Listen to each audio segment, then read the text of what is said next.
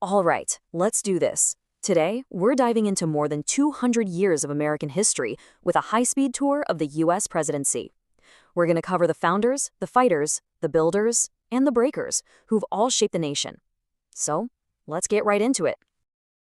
This quote really just says it all, doesn't it? It perfectly sets the stage for what we're about to see, how the job of president has been invented, torn down, and completely reinvented over and over again. So we're kicking things off with Act 1, Forging a Nation. This is the era of the founders. The guys who literally had to make up what a president was supposed to do, all while the country's borders were exploding outward. This whole first period really boils down to a few huge moments. You've got Washington's inauguration in '89, which basically created the template for the job. Then, boom, 1803, Jefferson doubles the size of the country overnight.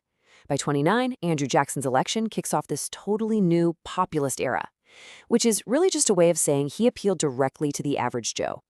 And that all leads to James K. Polk in the 1840s, who was all in on this idea of manifest destiny, the belief that America was meant to stretch from sea to shining sea. Here's the wild part. George Washington, the one guy who apparently didn't even want the job, is the one who created the presidency we recognize today. He came up with a cabinet, he set the two-term tradition, and maybe most importantly, he made sure power was handed over peacefully. I mean, the guy was so respected he won the Electoral College unanimously, not once, but twice. That's just unheard of. 4 cents. Seriously, think about that. 4 cents an acre. That's the deal Thomas Jefferson got for the Louisiana Purchase back in 1803. He bought 828,000 square miles from France for $15 million. It has to be one of the greatest real estate deals in all of history. And it literally doubled the size of the United States in an instant. And this just perfectly captures the changing times. When Andrew Jackson won, it was a huge deal. It was a victory for the common man. And to celebrate, thousands of his supporters just swarmed the White House. The party got so nuts, people were climbing on priceless furniture and smashing things. It was a mess, but it sent a message. The presidency wasn't just for the fancy East Coast elite anymore. This just goes to show you that not all single terms are created equal. I mean, look at this contrast. On one side, you have William Henry Harrison. He gives this ridiculously long 2-hour speech in the freezing rain, probably gets sick from the White House water, and then he's dead 31 days later. Shortest presidency ever. But on the other side, you have James K. Polk. The man came in with a 4-point checklist, ticked every single box, expanded the country all the way to the Pacific, and basically burned himself out doing it. But all of that rapid expansion came at a terrible price. Because with every new piece of land came the burning question. Would it be a free state or a slave state? And that single issue would push the nation to its absolute breaking point and into the Civil War. You can see the tragic buildup right here. You had these failed compromises, like the Fugitive Slave Act, that just made everyone angrier. Then things got violent with Bleeding Kansas, which was like a mini civil war out on the frontier. By 1861, the whole thing explodes. The war finally ends in 1865, but just days later, Lincoln is assassinated, throwing the whole plan for rebuilding the country, what we call Reconstruction, into total chaos. And in the middle of all that chaos was Abraham Lincoln. It's hard to even overstate his legacy. He managed to hold the country together during its deadliest conflict. He completely reframed the purpose of the war with the Emancipation Proclamation and the Gettysburg Address, and he laid the groundwork for the 13th Amendment, which finally abolished slavery for good. But the aftermath of the war really shows you just how much one person in that office matters. Lincoln's whole vision was about healing, about malice toward none. His successor, Andrew Johnson, well, he was pretty much the opposite. He actively fought against the main goals of Reconstruction, clashing so hard with Congress that he became the first president ever to be impeached. He actually survived being removed from office by just one single vote. Okay, Act 3, America's World Stage. So the Union is saved, but now the country goes through this huge change. It transforms from a nation licking its wounds into an industrial giant, and for the very first time, a real power player in global affairs. This whole era is defined by America looking outward. It really kicks off with Teddy Roosevelt and his big stick philosophy. Speak softly, but carry a big stick. Then America gets dragged into World War I, which is followed by the total economic collapse of the Great Depression.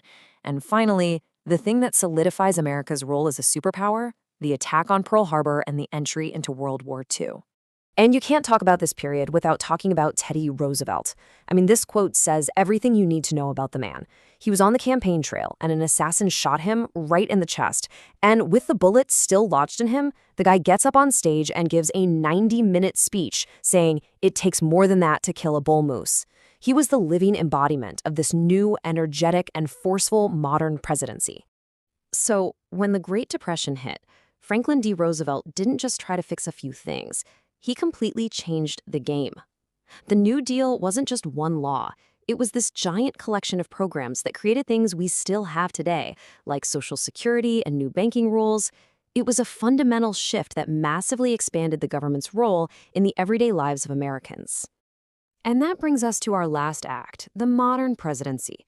We're talking about everything from the dawn of the nuclear age right up to the digital one. This whole period is really defined by America as a global superpower, dealing with totally new kinds of threats, and, of course, deep, deep political division. Looking at this timeline, it's just one shock to the system after another. The atomic bomb in '45 changes warfare and the world forever. Kennedy's assassination in '63 just shakes the nation's soul. Nixon's resignation in '74 creates this massive crisis of trust in government. And then, in our century, the 9/11 attacks and the COVID-19 pandemic have completely reshaped our society. And if you want to understand that crisis of trust, nothing tells the story better than Watergate. It all started with what they called a third-rate burglary. But the real crime, the thing that brought down a president, was the cover-up. When investigators found out about secret White House tapes, they discovered proof that President Nixon himself had ordered the CIA to stop the FBI's investigation. With impeachment all but guaranteed, he did something no president had ever done. He quit. This chart shows you just how much of a roller coaster the modern presidency is. Public opinion can be incredibly volatile. Look at this. Jimmy Carter leaves office with a 34% approval rating. Just a few presidents later, Bill Clinton leaves with a sky-high 66%. But then, after the Iraq War and a financial crisis, George W. Bush's approval was at just 22%, one of the lowest ever recorded. And here in the 21st century, it feels like every presidency gets completely consumed by one massive challenge or one signature policy. For George W. Bush, it was 9/11 and the war on terror that followed. For Barack Obama, it was his healthcare law. Donald Trump totally changed the game with his America First agenda and his use of social media. And for Joe Biden, his term has been shaped by the COVID-19 response and the economic problems that followed. It just shows you how much the job has become about reacting to one crisis after another. So there you have it. We've seen the presidency go from an idea literally invented from scratch by men in wigs to an office where major policy can be announced in a 280-character tweet. The only thing that's truly constant is change. And that leaves us with a big question, right? What on earth will the next chapter for this incredible, powerful, and constantly evolving office look like?